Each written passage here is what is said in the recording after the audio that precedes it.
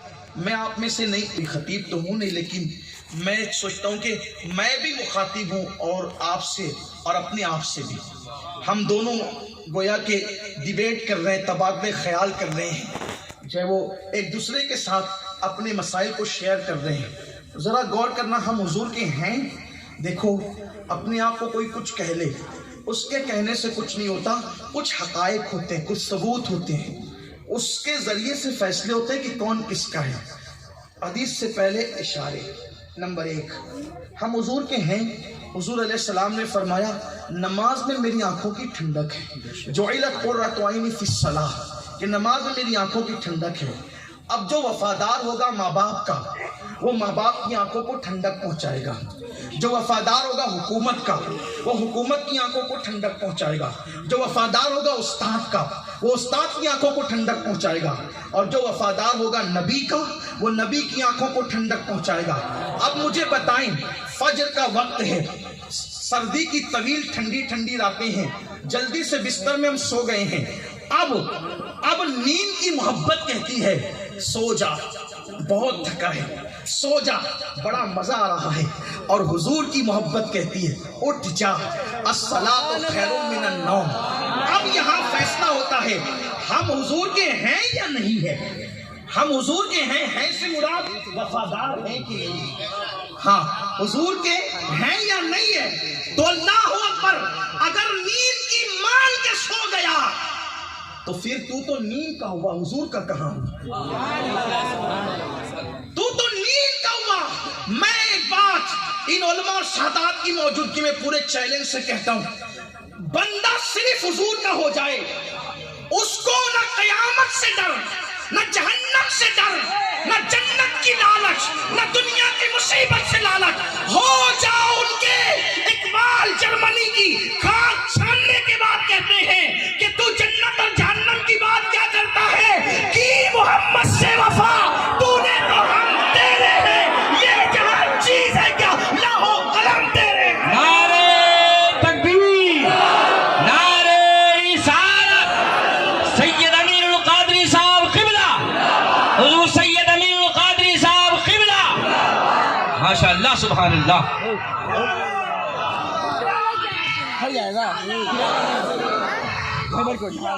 حضور سے وفا کر لو، محبوب خدا سے وفا کر لو، آمنہ کے لال سے وفا کر لو۔ آپ یہ دنیا کی حکومت ڈھونڈنے نکلے ہو، ان سے وفا کر لو، اللہ بھی تمہارا ہو جائے گا۔ یہ مخلوق کی کیا بات، لیکن کوئی ان کا وفادار تو ہو، کوئی ان سے وفا تو کرے۔ نیند سے وفا کی، ان سے وفا نہیں کی، نیند سے وفا کی، ان سے وفا نہیں کی۔ ہم حضور کے کیسے ہوئے؟ اب دیکھو، تجارت کر رہے ہو، سودا بیچ رہے ہو، اب حضور کا عشق کہتا ہے نقصان اٹھانا مگر جھوٹ نہیں بولنا، اور دولت کی لالچ کہتی ہے جھوٹ بول، مالدار بن جا۔ اگر تو مال کے لیے جھوٹ بولتا ہے تو مال کا وفادار ہوا، حضور کا وفادار کہاں ہو؟ بیوی تجھ سے منہ چلا رہی ہے، نفس کہتا ہے مار، حضور کا عشق کہتا ہے مت مار۔ کیوں؟ کیونکہ آقا نے فرمایا تم میں سب سے بہتر وہ ہے جو اپنے گھر والوں کے ساتھ اچھا سلوک کرے۔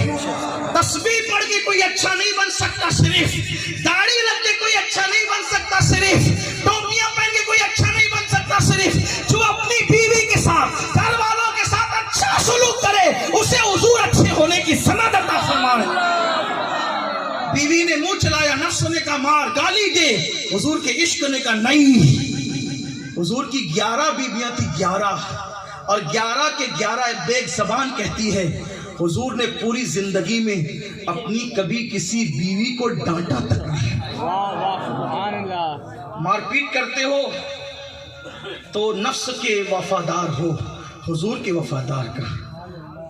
اسی طریقے سے بہت لمبی بات جا سکتی ہے، لیکن جو حضور کے ہو جاتے ہیں، آخری بات اختتام پہ، طویل حدیث ہے اور اس کو اپنے الفاظ کے جامع میں پڑھوں گا، لیکن بہت دھیان دیں۔ جو حضور کے ہو جاتے ہیں ان کی ایک فکر ہے، میرا کچھ بھی ہو جائے، عام زبان میں کہہ رہا ہوں، میرے ٹکڑے ہو جائے، مجھے مار ڈالا جائے، مجھے جلا دیا جائے، مجھے کاٹ دیا جائے، کچھ بھی میرے ساتھ ہو جائے، میرا کتنا ہی بڑا نقصان ہو جائے، لیکن میں جس کا ہوا ہوں نا وفادار، اس محبوب خدا کے دل کو تکلیف نہیں ہونی چاہیے۔ میرا بڑے سے بڑا نقصان ہو، ان کو تکلیف نہیں ہو، ان کے دل کا خیال جو کریں، جو جس کا وفادار ہوتا ہے وہ اس کے دل کا خیال کرتا ہے۔ اب ہم حضور کے دل کا کتنا خیال کرتے ذرا دیکھیں۔ اور جو حضور کے واقعی لوگ تھے، جو حضور کے ہو گئے تھے، وہ حضور علیہ السلام کے دل کا کتنا خیال کرتے تھے۔ کتاب التوابین میں ایک حدیث لکھی گئی ہے جس کے راوی حضرت سیدنا ابو ہریرہ رضی اللہ تعالیٰ عنہ ہیں، اور میں اس حدیث کو کے مفہوم کو احتیاطاً اس اپنے الفاظ کے جامع میں مفہوم پیش کروں گا۔ من وان حدیث نہیں پڑھتا، اس لیے کہ مجھے حدیث بیان کرنے سے بہت ڈر لگتا ہے۔ اس لیے مجھے ڈر لگتا ہے کہ حضور علیہ السلام نے فرمایا کہ میری طرف کوئی قصداً جان بوجھ کر کوئی غلط بات منسوخ کر دے تو وہ مرنے سے پہلے اپنا ٹھکانہ جہنم میں دیکھ لیتا ہے۔ تو اس لیے میں حدیث من وان بیان کرنے کی اپنے اندر ہمت نہیں پاتا، کیونکہ نہ میرے پاس اتنا مبلغ علمی ہے، نہ علمی سرمایہ ہے، علمی بے مائگی کا احساس ہر وقت ہے، لیکن اس سے زیادہ خیال یہ رہتا ہے مفہوم پڑھ دو الفاظ کے جامع میں تو کم سے کم میں چھوٹ سکتا ہوں اور میرے لیے کچھ عافیت کی راہیں نکل سکتی ہے، تاکہ آپ سے گفتگو بھی ہو جائے، میرے لیے حفاظت کا کرا بھی ہو جائے۔ تو میں اس کے مفہوم کو اپنے الفاظ کے جامع میں پیش کر رہا ہوں۔ مفہوم من وان وہی ہوگا، الفاظ میرے نہیں، الفاظ میرے ہوں گے، الفاظ حدیث کے من وان نہیں ہوں گے، لیکن مفہوم بالکل وہی ہوگا۔ اب دیکھو، ہم حضور کے ہیں، اگر ہیں اس حدیث میں نظر آ جائے گا، اور ہم حضور کے نہیں بن سکیں تو آج کی اس محفل میں صرف میرے لیے نہیں، اپنے آپ کے لیے۔ اقبال نے کہا تھا اپنے من میں ڈوب کر پا جا سراغ زندگی، تو اگر میرا نہیں بنتا نہ بن، اپنا تو بن۔ اپنے مفاد کے لیے، اپنے آپ کے لیے، اپنی مفاد پرستی کے لیے بہت کام کیے، آج اپنی واقعی مفاد پرستی کا آپ ثبوت دے، بلکہ ہم تو پرستی چاہتے ہی نہیں ہیں، اپنے مفاد کا ثبوت دے اور اپنے مفاد کی خاطر حضور کے بن جائیں، اس لیے کہ آئے ہی حضور کے لیے ہے۔ میرے امام کہتے ہیں دہن میں زبان تمہارے لیے، بدن میں ہے جان تمہارے لیے، ہم آئے یہاں تمہارے لیے، اٹھے بھی وہاں تمہارے لیے، صبا وہ چلے کہ باغ پھلے، وہ پھول کھلے کہ دل ہو بھلے، لوا کے تلے ثنا میں کھلے ہماری زبان تمہارے۔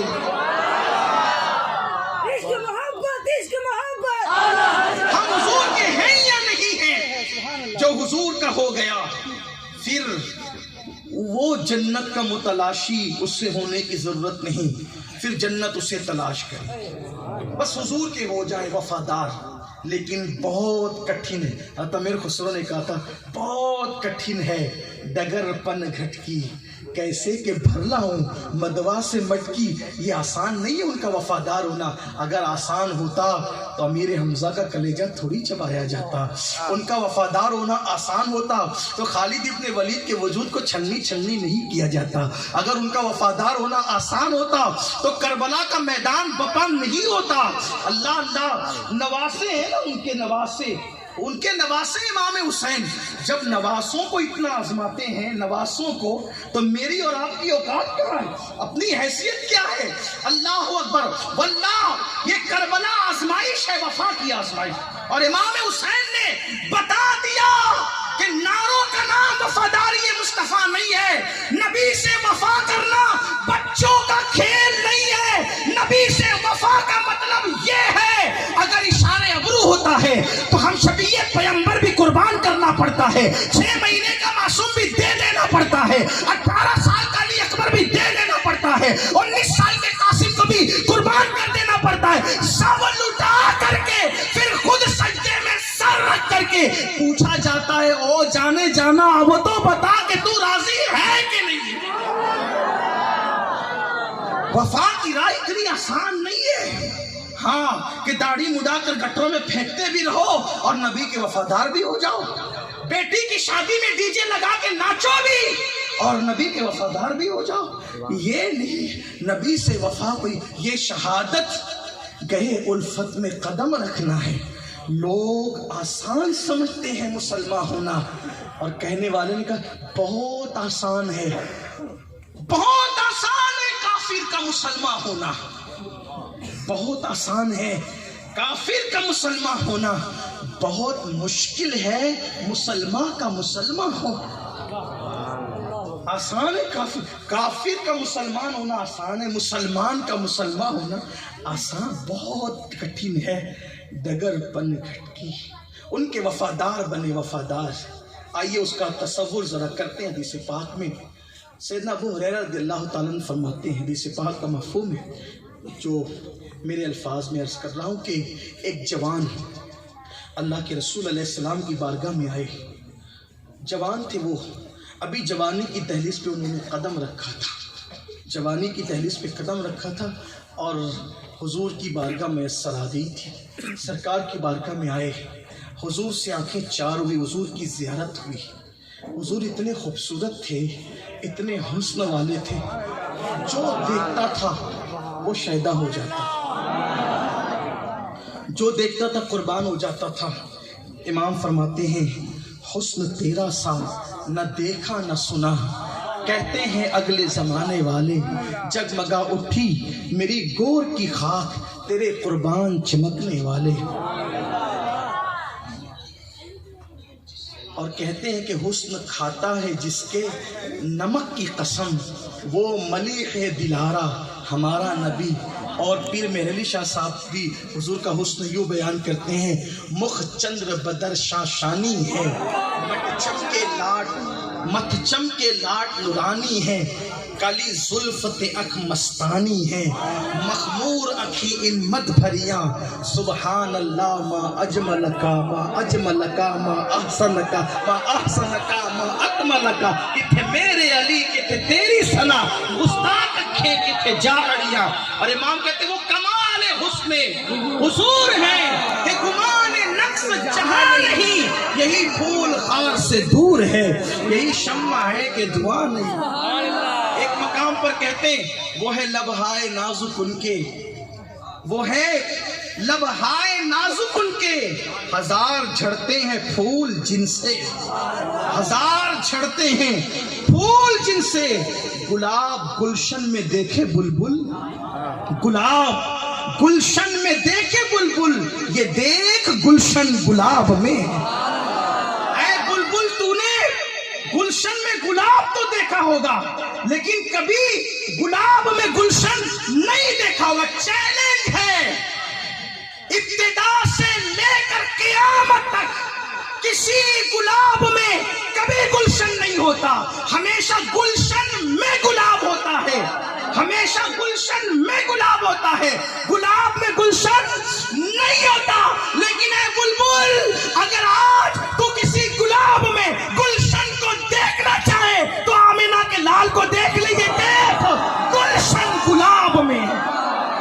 کائنات کا حسن سمٹ آیا ہے، حسن کائنات سمٹ آ گیا ہے، یہ دیکھ گلشن آسماں گر تیرے تلووں کا نظارہ کرتا، روز چاند تصدق میں اتارا کرتا، چھپ گیا چاند نہ آئی تیرے دیدار کی تاب، سامنے گر کبھی ہوتا بھی تو سجدہ کرتا، تیرے تو وصف عیب تناہی سے ہے بری، حیران ہوں میرے شاہ میں کیا کیا کہوں تجھے، تیرے تو وصف عیب تناہی سے ہے بری، حیران ہوں میرے شاہ میں کیا کیا کہوں تجھے، اللہ رے تیرے جسم منور کی تابشیں، اے جانے جاں میں جانے تجلا کہوں تجھے، آخر کار عاجزی یہاں لا کر ہر مداح مصطفیٰ کو کھڑا کر دیتی ہے، بلکہ کہوں کھڑا نہیں کرتی، گھٹنوں کو جھکا دیتی ہے۔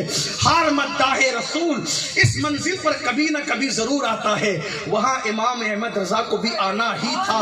کہتے ہیں اے جانے جاں میں جانے تجلا کہوں تجھے، اور کہتے کہہ لے گی سب کچھ ان کے، ثنا خاں کی خاموشی چپ ہو رہا یہ کہہ کے، میں کیا کیا کہوں تجھے، لیکن رضا نے ختم سخن اس پہ کر دیا، خالق کا بندہ خلق کا آقا کہوں تجھے۔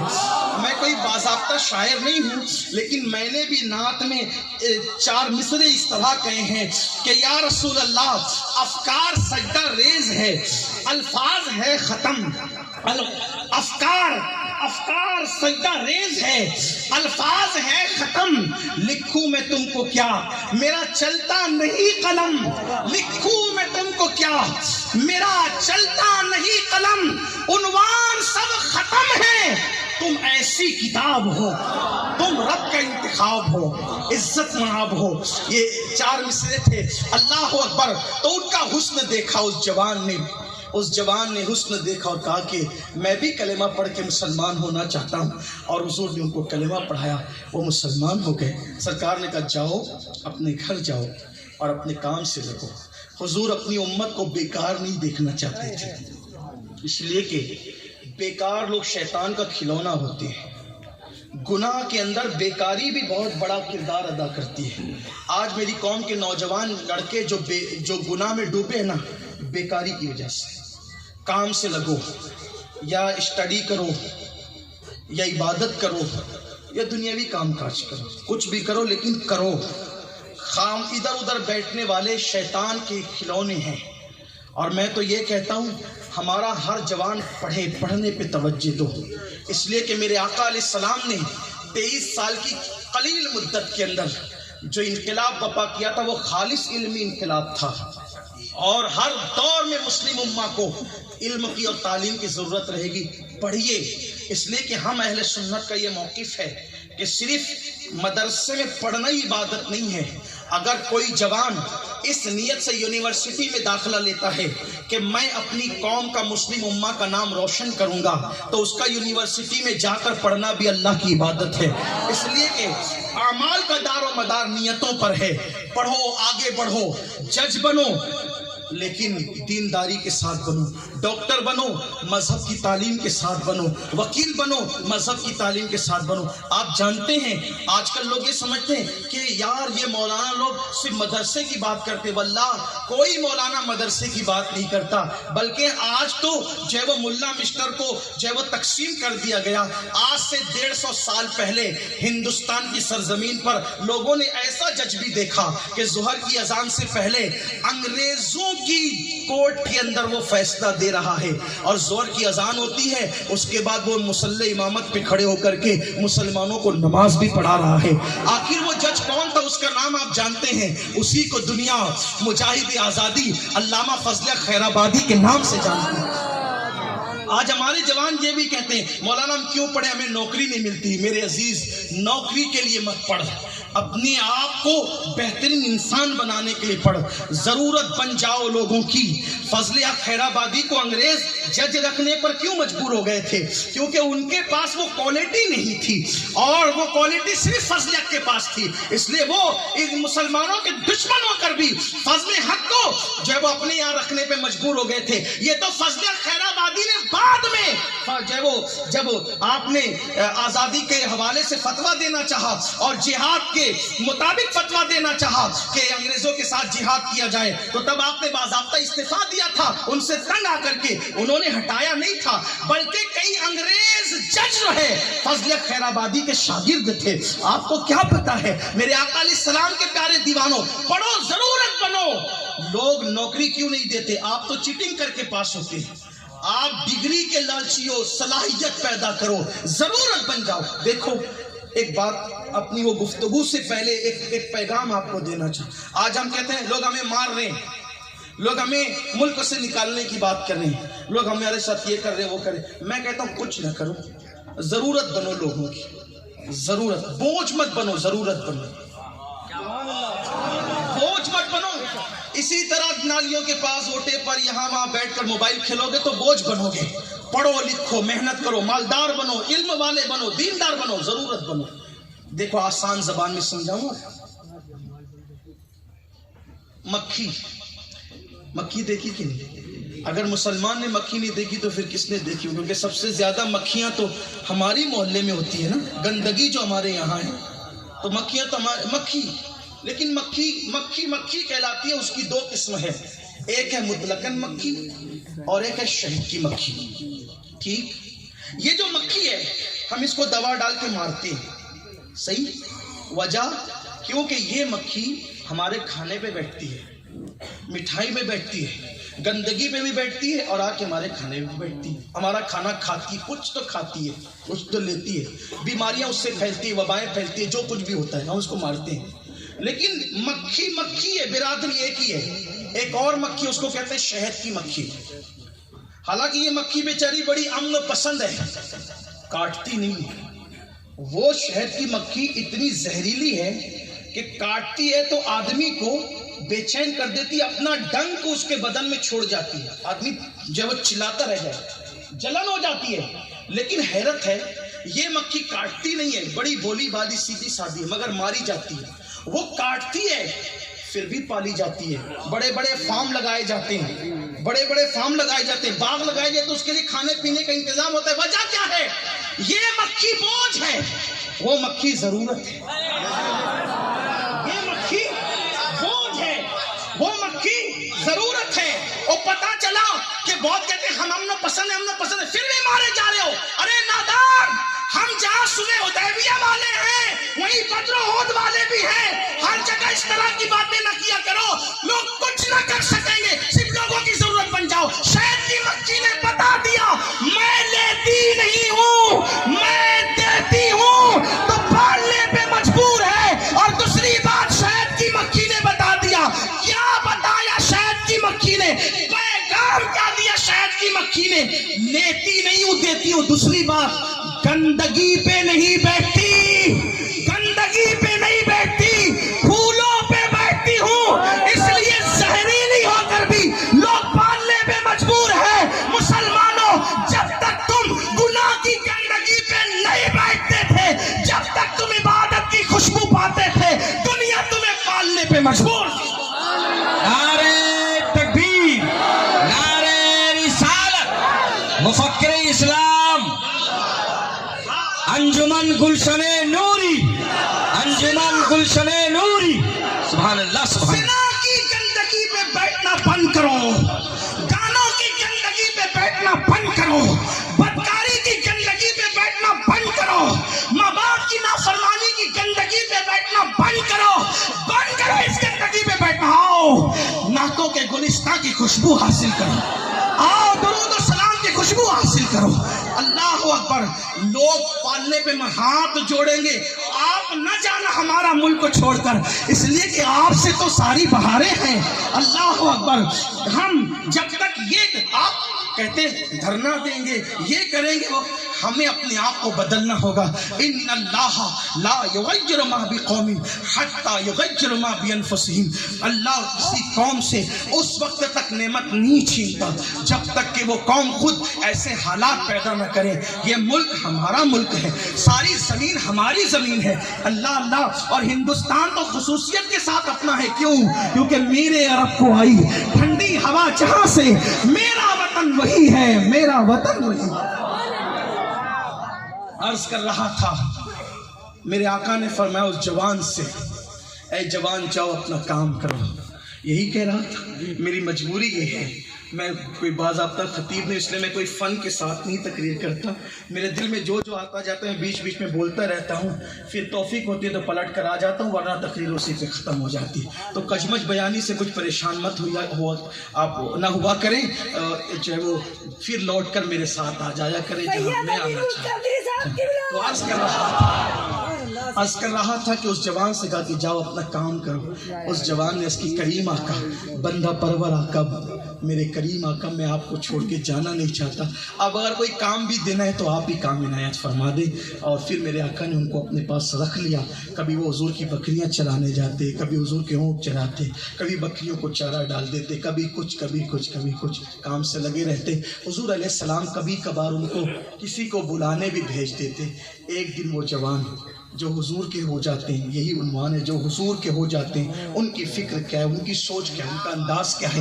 اللہ اکبر. وہ جوان ایک دن آقا نے فرمایا جاؤ فلاں کو بلا کر لاؤ. وہ جوان نکلے آقا کریم کے کاشان اقدس کی طرف سے, اور راستہ چلتے ہوئے اس جناب کے پاس پہنچ رہے تھے جس کو میرے آقا نے بلانے کے لیے بھیجا تھا. تو جیسے راستے میں آپ گزرنے لگے تو آپ کی نظر اچانک, نہ چاہتے بھی, آپ نے قصدن ایسا نہیں کیا, جان بوجھ کے ایسا نہیں کیا, بلکہ اچانک آپ کی جو نظر ہے ایک عورت جو ہے کھجور کے درختوں کے جھنڈ میں غسل کر رہی रही थी, उस गुस्ल करने वाली औरत पर अचानक आपकी नज़र पड़ गई। अब मेरी ज़बान हया इस पर तबसरा क्या करे कि कोई गुस्ल कर रहा हो तो पोजीशन क्या होगी, लेकिन यही कि उस जवान की नज़र पड़ गई। जैसे नज़र पड़ी, टिकटिकी बांध कर उस जवान ने जमाया नहीं, बल्कि चूँकि हुजूर का हुक्म है कि ऐसी जगह पर अगर तुम्हारी नज़र पड़ जाए जिसको देखने से अल्लाह रसूल ने मना किया हो तो फ़ौरन नज़र फेर लो। ये गुनाह नहीं है, बल्कि ये खुद बज़ात खुद एक नेकी है, इस पर सवाब की बशारत है, अजर की बशारत है। लेकिन जैसे उस जवान की नज़र पड़ी, उसने नज़र फेर ली, फेरी नज़र। लेकिन जिनके रुतबे हैं सिवा, उनको सिवा मुश्किल है। हुजूर के थे ना, फ़ौरन इश्क़ रसूल ने दिल में कचोके दिए, ज़मीर को झंझोड़ा। इब्ने अब्दुर्रहमान, तूने क्या किया? जिस निगाहों से तो हुजूर का चेहरा देखता है, उस निगाह से तूने क्या मंजर आज देख लिया? फौरन हाथ उठ गए, ए अल्लाह मुझे माफ़ कर दे, ए अल्लाह जो हुजूर के वफादार है उनकी फ़िक्र देखें, ए अल्लाह मुझे माफ़ कर दे। और मौला अगर माफ़ी नहीं हो सकती, तेरी शान गैरत और तेरी शान अदब का तकाजा यही है कि माफ़ी नहीं होगी आज, तो मौला तू जो चाहे मुझे सज़ा दे दे, मैं हर सज़ा का बोझ उठाने के लिए तैयार हूँ। लेकिन मेरी अर्ज़ी है कि मेरे इस गुनाह की खबर मेरे महबूब को मत होने देना, मेरे इस गुनाह की खबर मेरे महबूब को मत होने देना। अगर इस गुनाह की खबर उनको हुई तो उनका दिल दुख जाएगा। मौला मैं बड़े से बड़ी मुसीबत उठा सकता हूँ, लेकिन महबूब के दिल को तकलीफ पहुँचे, मैं ये मुसीबत नहीं सह सकता। और फिर इब्ने अब्दुर्रहमान वो जवान न वहाँ बुलाने गए, न वापस लौट कर गए। फिर इब्ने अब्दुर्रहमान को किसी ने नहीं पाया। मेरे आका ने एक दिन पूछा हज़रत सलमान फारसी से, सलमान इब्ने अब्दुर्रहमान नहीं दिखता। अर्ज़ की आका पता नहीं वो कहाँ खो गया, उसके घर वाले भी सही तौर पे नहीं बता पा रहे कि वो कहाँ चला गया, पता नहीं कहाँ गया। एक दिन, 2 दिन, 10 दिन, 20 दिन, 40 दिन बीते तो एक दिन मेरे आका अलैहिस्सलाम ने फारूक आज़म को और सलमान फ़ारसी को दोनों को बुलाया और बुला के कहा, सलमान और फारूक देखो, इब्ने अब्दुर्रहमान एक जंगल में गार में बैठ के रो रहा है, उसको बुला करके मेरे पास लाओ। वो जंगल में बैठ के रो रहा है। याद रखना, हम किसी मुर्दा नबी का कलमा नहीं पढ़ते, जो मर के मिट्टी में मिल गया उससे हमारा कोई ताल्लुक नहीं है। हम तो उस नबी का कलमा पढ़ते हैं जो सिर्फ जिंदा नहीं है, बल्कि सारी जिंदगी उन्हीं के दम कदम से है, और वो हमारी जानों से ज्यादा करीब है, वो हमारी जानों से ज्यादा करीब है। हम उनका कलमा पढ़ते हैं।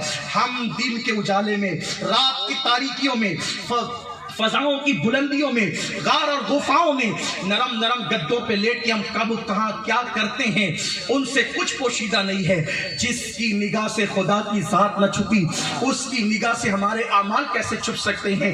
अल्लाह अकबर। मेरे आका ने फरमाया, जाओ सलमान और फारूक आजम से कहा जाओ और इब्ने अब्दुर्रहमान को बुला कर लाओ, वो गार में बैठ के रो रहा है। अल्लाह अल्लाह। अब ये दोनों चले। चलने के बाद उस जंगल में पहुंचे जहाँ निशानदेही की गई थी। एक चरवाहा था, उस चरवाहे से कहे, चरवाहे क्या तूने हमारे भाई इब्ने अब्दुर्रहमान को देखा है? वो कहता है, चरवाहा तुम्हारा भाई कौन है ये मुझे नहीं पता है, अलबत्ता 40 दिन हो गए एक ऐसा जवान इस जंगल में आ गया है कि मैं उसका नाम नहीं जानता, इलाका नहीं जानता, लेकिन मुझे इतना एहसास होने लगा है उसका कोई महबूब है, उसका कोई, देखो ये अजनबी गवाही दे, उसका कोई महबूब है और उससे कोई गुनाह हो गया है और वो गुनाह अपने महबूब से छुपाना चाहता है, इसलिए वो सिर्फ रोता है और रोता है, ना खाता है ना पीता है, सिर्फ रोता है। फारूक आजम ने कहा, सलमान मिल गया अपने को अभी इब्ने अब्दुर्रहमान। तो पूछा कि वो कहाँ है? कहा वो कहाँ है मैं नहीं बता सकता, जब रात तारीख हो जाएगी, जब जंगल में जब वो बहुत ज्यादा अंधेरा छा जाएगा,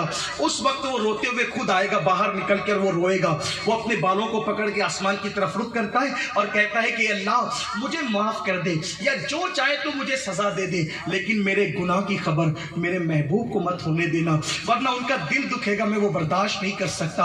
हाय हाय। फारूक आजम रात का इंतजार करने लगे। कहते हैं कि उस जंगल पर जब रात की सियाह चादर अब ने अपने आप को तान दिया और बल्कि रात की सियाह जुल्फे दराज हो गई उस जंगल पर, बल्कि सियाह रात अब ढल करके अल्लाह अकबर सुबह के करीब जाने लगी, तो एक आवाज बुलंद हुई, अल्लाह अल्लाह। और वो आवाज में इतना दर्द था, इतना सोच था कि जंगल गोया के गूंज रहा था और कहने वाला अपने सर के बालों को पकड़ के कह रहा था, ए अल्लाह मुझसे क्या हो गया, काश मैं पैदा ही ना हुआ होता, ना पैदा होता ना मुझसे ये गुनाह होता। मेरे اللہ مولا مجھے یا معاف کر دے یا مجھے سزا دے دے، لیکن میرے گناہ کی خبر میرے محبوب کو مت ہونے دینا مولا۔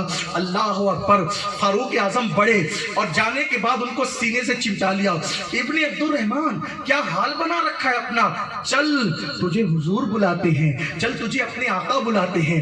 حضرت فاروق اعظم کے جملے سن کے ابن عبد الرحمن نے کہا عمر کیا میرے گناہ کی خبر میرے محبوب کو ہو گئی؟ کیا میرے گناہ کی خبر میرے محبوب کو ہو گئی؟ فاروق اعظم کو یہ پوچھ کر کے رونے لگے۔ فاروق اعظم نے کہا ابن عبد الرحمن مجھے کچھ بھی نہیں پتا میرے بھائی، بس آقا کا حکم ہے تجھے بلانے کا، میں تجھے بلانے آ گیا ہوں۔ ابن عبد الرحمن کہتے عمر ایک احسان کرو، پوری زندگی تمہارا احسان نہیں بھولوں گا، چونکہ انہوں نے بلایا ہے نا انکار نہیں کرتا آنے سے۔ کیسے انکار کروں گا؟ انہوں نے بلایا ہے نا، انکار نہیں کرتا۔ لیکن عمر سامنا کرنے کی ہمت نہیں ہے، سامنا کرنے کی ہمت نہیں ہے۔ کیا منہ لے کر جاؤں گا، یہ پاپی منہ لے کر کیا منہ دکھاؤں گا؟ ایک کام کرو کہ جب حضور نماز پڑھا رہے ہو نا نماز، تب مجھے لے کر چلنا تاکہ حاضری بھی ہو جائے اور سامنا بھی نہ ہو سکے۔ ہائے ہائے شرمیسیاں سے نہیں سامنے جایا جاتا، یہ بھی کیا کم ہے تیرے شہر میں آئے ہوئے ہیں۔ جب میری قوم کا کوئی خطیب اور مقرر کہتا ہے کہ قبر میں حضور آئیں گے اور ہم حضور کا دیدار کریں گے تو میری قوم نعرے لگاتی ہے، لیکن میں سوچتا ہوں اتنے قریب سے حضور کو دیکھیں گے، یہ سیاہ گنہ آلود منہ کو حضور کے سامنے کیسے کریں گے؟ سرکار نظمی نے کہا تھا، اور کیا بات آل رسول کہہ رہا ہے، زیدی سید کہتے ہیں ان کا سامنا میں قبر میں کیسے کروں گا؟ دل اڑا سا جاتا ہے سن سن سنن میرا۔ اتنے قریب سے قبر میں حضور کا دیدار کریں گے، اللہ نہ کرے ہزار بار نہ کرے۔ حضور نے کہا ظالم میرا عاشق کہلاتا تھا اور مسجدوں کو تو نے ویران کر دیا تھا، میرا عاشق کہلاتا تھا اور داڑھی مڈا کر گٹروں میں پھینکتا تھا، ہیروں کے طریقے پہ زندگی گزارتا تھا، زانیوں کے انداز میں ناچتا تھا، شادیوں میں نچواتا تھا، حرام لقمے کھاتا تھا، اور اللہ نہ کرے ہزار بار نہ کرے میرا اللہ کسی دشمن کو بھی وہ دن نہ دکھائے کہ آقا ناراض ہو کر اگر پلٹ کر واپس چلے جائیں۔ کہاں جاؤں گی؟ کیا دیکھتے ہو رات رات بھر؟ 1,000 2,000 روپے انٹرنیٹ پر موبائل میں خرچ کر دیتے ہو، کیا دیکھتے ہو؟ اپنے موبائل کے اندر مشکل پاسورڈ ڈال کر،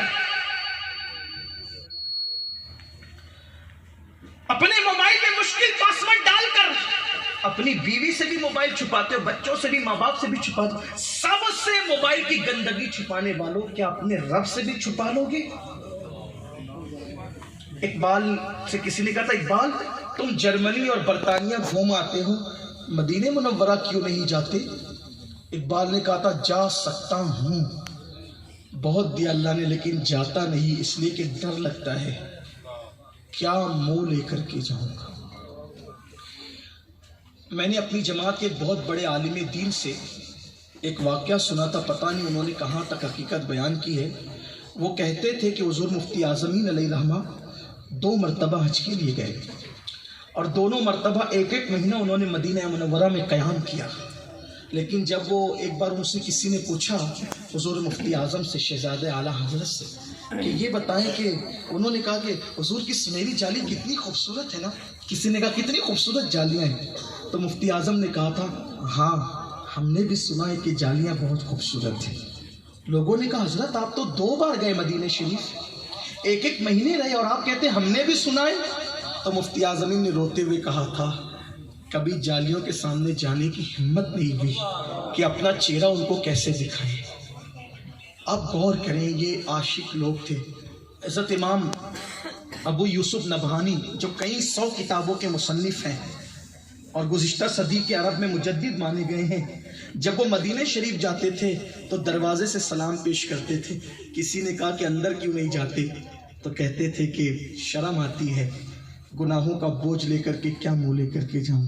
اور کہتے تھے کہ کتوں کا کام دروازے پر ہوتا ہے، کتوں کا کام گھر کے اندر نہیں ہوتا۔ یہ عشق تھا، یہ خیال تھا۔ بہرحال تو اس جوان ابن عبد الرحمن نے کہا کہ عمر، حضور نے بلایا، چلوں گا، لیکن جب حضور نماز پڑھا رہے ہوں گے تب لے کے چلو۔ المختصر یہ کہ نماز کا وقت ہوا، سلمان فارسی اور فاروق اعظم نے دونوں طرف سے تھاما۔ 40 دن کس کو کہتے ہیں؟ نہ کھانا، نہ پینا، نہ سونا۔ کمزوری کا حال کیا رہا ہوگا آپ اندازہ کر سکتے ہیں۔ دونوں پکڑ کے لے گئے۔ جیسے حضور علیہ السلام کی آواز تلاوت قرآن کی ابن عبد الرحمن کے کانوں سے ٹکرائی، چیخ مارے زمین پہ گر گئے، بے ہوش ہو گئے۔ نماز مکمل ہونے کے بعد آقا نے پوچھا، عمر، سلمان کہاں ہیں؟ ابن عبد الرحمن، حضور وہ بے ہوش پڑے ہیں۔ سرکار قریب گئے۔ آقا علیہ السلام کے ہاتھوں میں بڑی نرمی تھی، خوشبو تھی، ٹھنڈک تھی۔ جیسے حضور نے ان کا ہاتھ پکڑا وہ ہوش میں آ گئے۔ سرکار نے فرمایا، کیا ہوا ابن عبد الرحمن؟ پہلا سوال، آقا میرے گناہ کی خبر آپ کو پہنچی تو نہیں نا؟ آپ کا دل تو نہیں دکھانا میری وجہ سے؟ سرکار علیہ السلام، کریم آقا، آج جو عیب کسی پر نہیں کھلنے دیتے، کب وہ چاہیں گے میری حشر میں رسوائی ہو۔ اللہ اللہ، میرے آقا ہاتھ پکڑ کے کہتے ہیں، ابن عبد الرحمن کیا ہوا؟ اس کی آقا میرے بدن کا خون سوکھ گیا ہے، میرے بدن میں اب چونٹیاں چلتی ایسا لگتا ہے۔ سرکار نے فرمایا، ایک کام کر، اللہ نے ایک آیت ایسی مجھے بتائی ہے کہ اگر کوئی بندہ وہ آیت پڑھ لے، ایک آیت ایسی ہے اگر کوئی بندہ وہ آیت پڑھ لے تو اللہ اس کی مغفرت کر دیتا ہے، اس کے گناہوں کو بخش دیتا ہے۔ تو ابن عبد الرحمن کو کہا، ابن عبد الرحمن میں تجھے وہ آیت پڑھاتا ہوں، پڑھ لے۔ فاروق اعظم رضی اللہ تعالیٰ دیگر اصحاب موجود تھے۔ آقا ان کا ہاتھ پکڑے ہوئے کہتے تھے، میں جو آیت پڑھاتا ہوں وہ پڑھو تاکہ اللہ تمہاری مغفرت کر دے۔ آپ بھی اور ہم سب بھی وہ آیت پڑھ لیں اصول برکت کے لیے، اللہ ہم سب کی مغفرت کر دے۔ سرکار نے ابن عبد الرحمن سے کہا، پڑھو، ربنا آتنا فی الدنیا حسنہ وفی الآخرۃ حسنہ وقنا عذاب النار۔ آقا فرماتے جو اس آیت کو پڑھے گا اللہ اسے بخش دے گا۔ ابن عبد الرحمن نے روتے ہوئے کہا، مگر آقا میرا گناہ بہت زیادہ بڑا ہے۔ سرکار نے لے جاؤ اس کو گھر پہنچا دو۔ صحابہ نے اٹھا کے گھر پہنچا دیا۔ پھر 8 دن گزرے، آقا نے انتظار کیا، وہ پھر نہیں آئے۔ ایک دن سرکار نے پوچھا، سلمان میرے ابن عبد الرحمن کا کیا حال ہے؟ میرے ابن عبد الرحمن، میروں کی شان یہ ہو، جو میرے ہو جاتے شان۔ کتنا خیال کیا حضور کے دل کا، میرے ابن عبد الرحمن کا کیا؟ یہاں تو کوئی خیال ہی نہیں ہے۔ پارکوں میں جاتے، ابھی 31 نائٹ آنے والی ہے، نیا سال منایا جائے گا، مسلمان ناچیں گے، بیٹیاں جائے گی باروں میں، مسلمانوں کی بیٹیاں اللہ ماشاءاللہ جائے گی باروں میں، کوئی روکنے والا نہیں۔ میں پوچھتا ہوں یہ نیا سال ہم کیوں منا رہے ہیں؟ یہ تو عیسائیوں کا تہوار ہے۔ آپ سے پوچھتا ہوں کیا کبھی کوئی عیسائی بھی میلاد النبی مناتا ہے؟ نادانو، کس قدر بے وفائی کر رہے ہو۔ عیسائی میلاد النبی نہیں مناتا، باطل ہو کر تم مصطفیٰ جان رحمت کا دامن پکڑ کر عیسائیوں کا تہوار کیوں منانے لگے ہو؟ ہم کیوں منائے؟ ارے جن کی یہاں نبی کی میلاد نہیں ہے وہ اس طرح کی باتیں کریں، ہم کیوں کریں؟ اللہ اکبر۔ آقا نے پوچھا، سلمان میرے ابن عبد الرحمن کا کیا حال ہے؟ سلمان فارسی کہتے ہیں، آقا وہ زندہ نہیں رہے گا، مر جائے گا وہ، بس وہ ایک ہی بات کرتا ہے کہ میرے گناہ کی خبر میرے حضور کو تو نہیں۔ حضور کیا ہوا؟ سرکار فرماتے چلو آج ہم اس کے گھر چلیں گے اور اس کے گھر جا کر اس کو یہ بات بتا دیں گے کہ ہم اس سے ناراض نہیں ہیں، ہمارا دل اس سے نہیں دکھا ہے، ہم چل کے اس کو بتا دیں گے۔ ہائے ہائے، سرے بالی انہیں رحمت کی ادا لائی ہے، حال بگڑا ہے تو بیمار کی بن آئی ہے، ان کی زلفیں گئی رحمت کی گھٹا چھائی ہے، ان کے ابرو نہیں دو قبلوں کی یک جائی ہے۔ اللہ اکبر۔ سرکار ان کے گھر گئے اور ان کے بستر پہ بیٹھ گئے، اور بستر پہ بیٹھنے کے بعد کا کیا حال ہے؟ اس کی آقا حال تو اچھا نہیں ہے، بہت بڑا گناہ ہو گیا ہے، آپ مجھ سے ناراض تو نہیں ہیں، میرے گناہ سے آپ کو تکلیف تو نہیں پہنچی؟ سرکار نے ان کا سر اٹھایا اور یہ بتانے کے لیے کہ تجھ سے ناراض نہیں ہے، سر اٹھا کر اپنی گود میں رکھ لیا۔ جب سرکار نے ان کا سر اپنی گود میں رکھ لیا، ہائے ہائے ان کی نالین سر پہ رکھنے کو مل جائے تو کہنے والے کہتے پھر کہیں گے کہ ہاں تاجدار ہم بھی ہیں۔ ان کی گود میں جس کا سر آئے وہ سر کتنا مقدس ہوگا۔ سرکار نے سر لیا اور اپنی گود میں رکھا۔ ابن عبد الرحمن نے دھیرے دھیرے وہ سر کھسکا کر زمین پہ گرا لیا، دھیرے دھیرے سر کھسکا کے زمین پہ گرا لیا۔ آقا نے پوچھا ابن عبد الرحمن تو نے اپنا سر ہماری گود سے کیوں گرا لیا؟ عرض کی آقا آپ کی گود بہت مقدس ہے اور میرا سر بہت پاپی ہے، میں نے بہت بڑا پاپ کیا ہے آقا، بہت بڑا گناہ کیا ہے آقا۔ اتنا سننا تھا۔ آقا نے پھر سر اٹھایا، پھر گود میں رکھا، انہوں نے پھر زمین پہ گرا لیا، حضور کا خیال کرتے ہوئے محب اور محبوب میں یہی دلربا انداز ہو رہا تھا کہ اللہ نے جبریل امین کو بھیجا، جبریل جاؤ محبوب کو سلام کہو اور کہنا کہ ابن عبد الرحمن نے آپ کے دل کا خیال کرتے ہوئے، آپ کے دل کا خیال کرتے ہوئے اتنے آنسو بہائے، اتنے آنسو بہائے کہ یہ ایک گناہ تو کیا، اگر وہ پوری کائنات کے برابر بھی گناہ لے کر آئے گا تو ہم اس کو بخش دیں گے۔ جسے میرے محبوب کے دل کا اتنا خیال ہو اسے نہ بخشیں گے تو پھر کسے بخشیں؟ میں ایک بات آپ سے کہنا چاہتا ہوں، اگر حضور سے وفا ہے ایک ہی کام کرو، کوئی قدم اٹھانے سے پہلے، کوئی بات بولنے سے پہلے، کچھ دیکھنے سے پہلے اتنا سوچ لو ان کا دل نہ ٹوٹنے پائے، ان کے دل کو تکلیف نہ ہونے پائے۔ جو ماں باپ کا دل دکھائے مرتے وقت اس کی زبان پہ کلمہ نہیں آتا، تو جو نبی کا دل دکھائے مرتے وقت اس کی زبان پہ کیسے کلمہ آئے گا؟ بہت جو جی میں آتا ہے نا گالیاں بکتے ہو، جو جی میں آتا ہے کہتے ہو۔ غریب نواز فرماتے ہیں جو کسی مومن کو گالی دے اور توبہ نہ کرے، اس سے معافی نہ مانگے، ڈر ہے کہ جب مرے گا تو مرتے وقت اس کا ایمان اس سے چھین لیا جائے گا۔ خدا کے لیے اپنے حال پہ رحم کرو۔ تو اللہ کی طرف سے پیغام آیا، جبریل سنا دو محبوب کو کہ آپ کے دل کا خیال کرتے بہت رویا یہ، اس لیے اگر یہ ایک گناہ تو کیا پوری کائنات کے برابر گناہ لائے تو بھی بخش دیں گے۔ سرکار کے پاس جب یہ بات آئی تو حضور نے صحابہ سے کہا دیکھا اللہ کی طرف سے کیا پیغام آیا؟ صحابہ